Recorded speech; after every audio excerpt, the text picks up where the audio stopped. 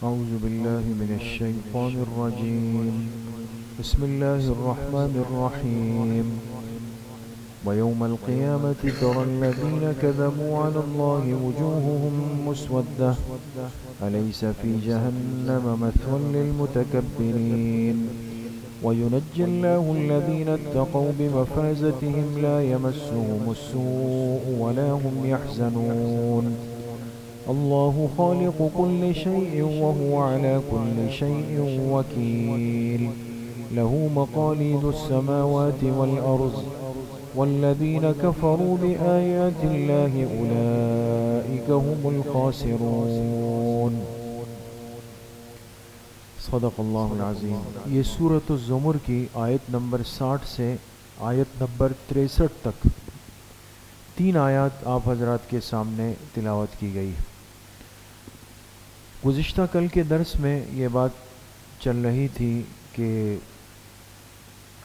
اللہ پاک نے اہل ایمان کو اور اس امت کو بڑی تسلی دی کہ جنہوں نے اپنی جانوں پہ ظلم کیا، گناہ کیے، نافرمانیاں کی، فرمائے وہ مایوس نہ ہو. لا تقنطوا من رحمت اللہ، ان سے کہہ دے کہ وہ اللہ کی رحمت سے مایوس نہ ہو، بے شک اللہ سارے گناہوں کو معاف کر دیں گے. تو ایک صاحب ایمان کو تسلی ہو گئی کہ جب تک اس دنیا میں ہے اور زندگی ہے، سانس کی ڈور جڑی ہوئی ہے، میرے پاس توبے کا موقع ہے، اللہ سے معافی مانگ سکتا ہوں، سارے گناہ معاف ہو جائیں گے. لیکن اگر انسان نے اس مہلت سے فائدہ نہیں اٹھایا اور باوجود اس کے کہ زندگی میں توبے کا موقع تھا، اسے اندازہ تھا، یہ پھر بھی مؤخر کرتا رہا جیسے آج کل ہم کرتے ہیں، اور ہر ایک یہ سمجھا ہوا ہے کہ بہت وقت ہے، ابھی تو ٹائم بہت باقی، لہذا اس بنیاد پر ہم کیا کرتے ہیں کہ کوئی زیادہ وہ مضبوط اور سچی توبہ بھی نہیں کرتے، عزم کے ساتھ نہیں کرتے توبہ. تو اگر خدا نخواستہ انسان اسی حالت میں دنیا سے چلا گیا آخرت میں، پھر وہاں کا معاملہ بڑا مشکل ہے. تو آج کی ان آیات میں اللہ پاک نے ان دونوں طبقات کا ذکر فرمایا.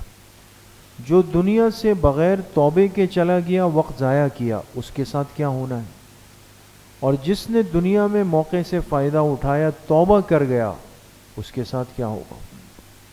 ان آیات کا ترجمہ ہے وَيَوْمَ الْقِيَامَةِ تَرَى الَّذِينَ كَذَبُوا، اور قیامت کے دن تم دیکھ لوگے ان لوگوں کو جنہوں نے اللہ کی ذات پر جھوٹ بولا تھا، اللہ کی طرف جھوٹی باتوں کی نسبت کرتے تھے. دیکھ لوگے کہ وجوہہم مسودہ، کہ ان کے چہرے سیاہ ہوں گے، کالے پڑ چکے ہوں گے.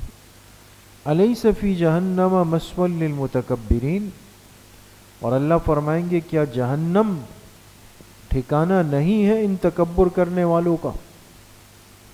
وَيُنَجِّ اللَّهُ الَّذِينَ اتَّقَوْا بِمَفَازَتِهِمْ، دوسری طرف اللہ نجات دے دیں گے ان لوگوں کو جنہوں نے تقوی اختیار کیا، توبہ کر لی، ان کو اللہ نجات دے دیں گے بمفازتہم، ان کی کامیاب جگہ کے ساتھ، وہ اپنی کامیابی کے مقام پہ کھڑے ہوئے ہوں گے. لا یمسہم السوء، نہ انہیں کوئی تکلیف پہنچے گی، ولا ہم یحزنون، اور نہ وہ غمگین ہوں گے. اللہ خالق کل شیء، اللہ تعالی ہی ہر چیز کو پیدا کرنے والے ہیں. وہو علی کل شیء وکیل، اور وہی ہر چیز پر نگران ہے. لہ مقالید السماوات والارض، اسی کے اختیار میں ہے آسمانوں اور زمین کی چابیاں. مقالید کہتے ہیں کس کو؟ چابیوں. چابی جانتے ہیں نا دوستو؟ تو آسمانوں اور زمین کی چابیاں اللہ کے پاس ہے، یعنی کنٹرول، اختیار. والذین کفروا بآیات اللہ، اور جنہوں نے اللہ کی آیتوں کا انکار کیا، اولئک هم الخاسرون، یہی لوگ خسارے میں. تو اس لیے دنیا میں جتنی مہلت ہے، انسان اس میں جلد از جلد توبے کے راستے پر آ جائے اور اختیار کر لے، توبہ کر لے اللہ پاک سے، یہ کامیاب ہو جائے گا. اور جس نے اس مہلت کو ضائع کیا فرمایا ان کے چہرے دیکھ لو گے کہ وہ سیاہ پڑ چکے ہوں گے، یعنی اس دن کی ذلت اور شرمندگی کی وجہ سے۔ اور اللہ نے فرمایا یہ ان متکبرین کا ٹھکانہ ہوگا۔ یہاں لفظ پہ غور کریں دوست، متکبر کس کو کہا گیا؟ جس نے دنیا میں توبے کی مہلت ملنے کے بعد بھی توبہ نہیں کی۔ دیکھیں کیوں؟ اس لیے کہ توبے کے لیے انسان کو عاجزی اختیار کرنی پڑتی اور اللہ سے ہاتھ اٹھا کے فریاد کرنی ہوتی۔ ایسا بندہ جو اللہ کے سامنے جھک جائے، ہاتھ اٹھا لے، نادم ہو جائے، شرمندہ ہو جائے، یہ اس بات کی دلیل ہے کہ اس میں تواضع ہے۔ تواضع کہتے ہی جھکنے کو، جبکہ اس کے مقابلے میں دوسرا بندہ وہ ہے کہ جسے پتہ ہے کہ زندگی جا رہی ہے، ہاتھ سے نکل رہی ہے، کسی بھی وقت ختم ہو جائے گی، لیکن اس کے ماتھے پہ بل نہیں، شکن نہیں، توبے کے کلمات نہیں، اللہ کے سامنے جھکنا نہیں۔ یہ ساری چیزیں دلیل ہے کہ اس کا دل تکبر کے مرض میں مبتلا ہے، یہ اللہ کے سامنے جھکنا ہی نہیں چاہتا۔ اسی لیے اللہ نے ان کا جو خطاب کیا نا، مثول للمتکبرین، ان کے پاس دنیا میں میرے سامنے جھکنے کا، عاجزی کا موقع تھا، انہوں نے اس عاجزی کو ترک کیا جو ان کے متکبر ہونے کی علامت ہے، اور جو متکبر ہوگا اس کا ٹھکانہ سوائے جہنم کے اور کچھ بھی نہیں۔ اس لیے تکبر کو کیا فرمایا گیا؟ ام الامراض، کہ یہ تمام روحانی امراض کی ماں ہے، جڑ ہے، بنیاد ہے۔ جتنے مرض روحانی ہے نا دوستو، بد نظری ہے، بدگمانی ہے، غیبت ہے اور تجسس ہے، یہ سب اس تکبر کے ساتھ جڑے ہوئے ہیں۔ علماء نے اس کے بارے میں بڑی عجیب و غریب باتیں لکھی کہ در حقیقت دیکھا جائے تو اس کا سرا آ کر یہاں سے جڑ جاتا ہے۔ تو جو بندہ توبہ کر کے اللہ کے پاس چلا جائے گا، فرمایا کہ ان کو اللہ نجات دے دیں گے، نجات دے دیں گے بمفازتہم، ان کی کامیابی کے مقام پر۔ آپ نے آج دیکھا ہوگا، آج دنیا کے اندر بڑی بڑی تقریبات ہوتی ہیں اور لوگ جمع ہوتے ہیں، کبھی انعامات کی تقریب ہے، کبھی میڈل تقسیم ہو رہے ہیں، کبھی ڈگریز تقسیم ہو رہی ہے، کچھ بھی تقسیم ہو رہا ہو۔ تو 3 انعامات خاص ہوتے ہیں نا، اول، دوم، سوم، فرسٹ، سیکنڈ، تھرڈ، یہ پوزیشنز ہوتی ہے۔ تو بعض جگہوں پہ آپ نے دیکھا ہوگا جہاں ذرا معیاری سا کام ہوتا ہے نا، معیاری، انہوں نے کیا کیا ہوتا ہے، کچھ بلاکس بنائے ہوئے ہوتے ہیں، ایک پہ 1 لکھا ہے، 2 لکھا ہے، 3 لکھا ہوتا ہے۔ تو جو فرسٹ پوزیشن پہ ہوتا ہے یہ اوپر جا کے 2 سٹیپ چڑھ کے کھڑا ہو جاتا ہے، سیکنڈ والا اس سے نیچے، تھرڈ والا اس سے نیچے، پہلی پوزیشن والا سب سے اوپر نظر آتا ہے، پھر دوسرا، پھر تیسرا، باقی جو ہوتے ہیں وہ دائیں بائیں کھڑے ہوتے ہیں، وہ کامیاب ہیں، جسٹ پاس ہیں۔ تو دنیا میں ایک مہذب تقریب جب ہوتی ہے نا، سنجیدہ تقریب، معیاری تقریب، اس میں پوزیشن لینے والوں کو ان کے صحیح مقام پہ کھڑا کر دیا جاتا ہے۔ یہ آپ کو یہ آیت سمجھانا چاہتا ہوں، وَيُنَجِّ اللَّهُ الَّذِينَ اتَّقَوْا بِمَفَازَتِهِمْ، مفاز کہتے ہیں کامیابی کے مقام کو۔ ہر کامیابی کے درجے کا ایک مقام دنیا میں بھی ہے، آخرت میں بھی ہوگا دوست۔ تو اللہ پاک اس کے لیے ایک مقام بنا لیں گے۔ دنیا میں تو ہم نے وہ بلاکس بنا دیے لکڑی کے، پتھر کے، قیامت کے اور جنت کے جو اللہ کے بنائے ہوئے انعامات ہیں وہ تو اس دنیا میں نہیں تصور کیے جا سکتے۔ وہاں اللہ کیسے نوازیں گے، کس انداز سے نوازیں گے، کتنی عزت دے کے نوازیں گے، کتنا اکرام ہوگا، وہ تو وہاں کا ہے، لیکن ہوگا ضرور۔ اور جب وہ مل جائے گا تو فرمائے لا یمسہم السوء ولا ہم یحزنون۔ اب دیکھیں، ایک انسان جب تکلیفوں سے نکلتے نکلتے نکلتے جب راحت میں آتا ہے نا، راحت میں، اور کیجئے گا دوست، راحت میں خوش تو ہو جاتا ہے، لیکن اس کو دو ٹینشنیں لگی ہوتی. ایک یہ ٹینشن اس کو لگی ہوتی ہے کہ آگے کہیں دوبارہ برے حالات نہ آ جائیں نا, ابھی تو ہو گیا, ایسا نہ ہو کہ پھر کوئی تکلیف آ جائے. تو اب یہ بہت محتاط ہو جاتا ہے بیچارہ, پیر رکھتا ہے تو تب بھی 10 دفعہ سوچتا ہے. تو وہ کہتے ہیں سانپ کا ڈسا ہوا رسی سے بھی ڈرتا ہے. پھر محتاط ہو جاتا ہے بہت زیادہ. ایک تو یہ ہوتا ہے. دوسرا یہ کہ جو گزشتہ زندگی کی باتیں ہوتی ہیں نا, وہ اس کو یاد آتی ہیں, اور وہ اس کو ذرا دل کو غمگین بے چین سی کر رہی ہوتی. یار ایسا تھا, وہ ساتھی تھے, کیسا وقت تھا, کیا مجلسیں تھی, یہ تھے یہ تھے یہ تھے. یہ زندگی میں دیکھیں انسان ان کیفیات میں چل رہا ہے. گزری ہوئی چیزوں کی یاد ستاتی ہے, آنے والے مشکل حالات کا خوف دل پہ سوار ہوتا ہے. اللہ پاک نے فرمایا کہ جو توبہ کر کے قیامت کے دن میرے پاس آ گیا, ان دونوں غموں سے یہ محفوظ ہو جائے.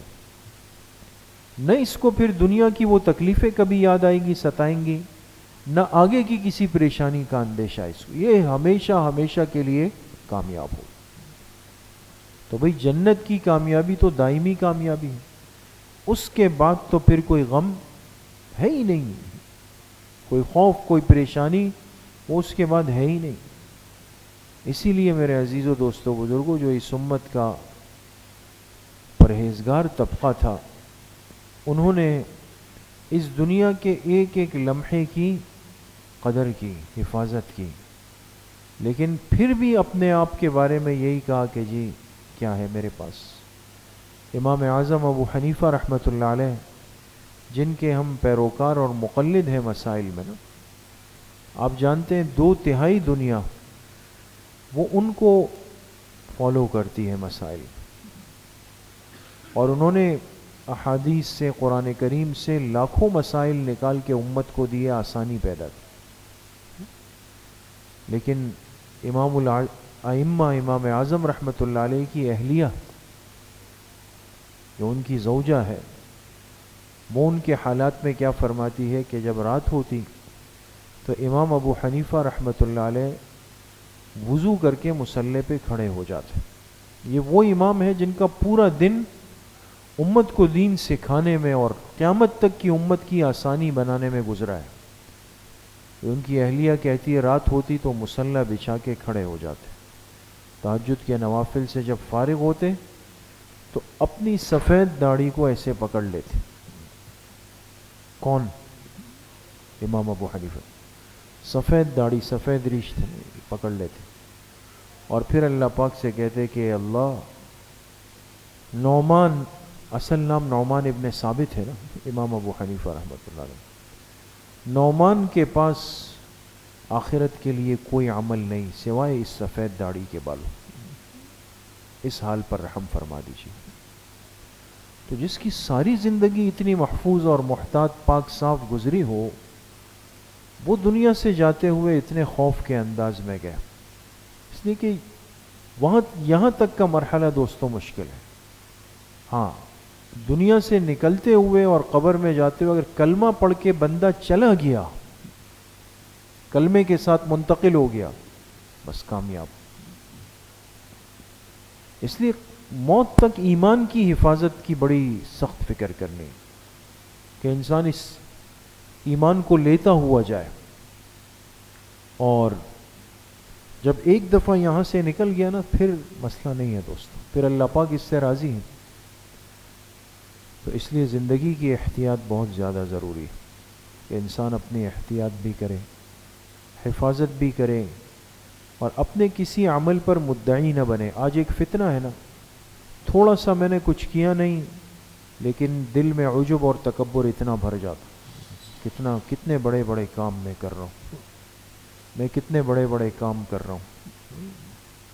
بڑے بڑے کام کرنے والے کہہ رہے ہیں کہ نعمان ابن ثابت آپ کے پاس خالی ہاتھ آ رہا ہے, اللہ پاک سے کہہ رہے ہیں, اور ہم کچھ نہ کر کے یہ سمجھتے ہیں کہ بہت کچھ کر کے جائیں. اللہ پاک مجھے بھی آپ سب کو صحیح عمل کی توفیق نصیب فرمائے. الحمدللہ رب العالمین والصلاة والسلام علی سیدنا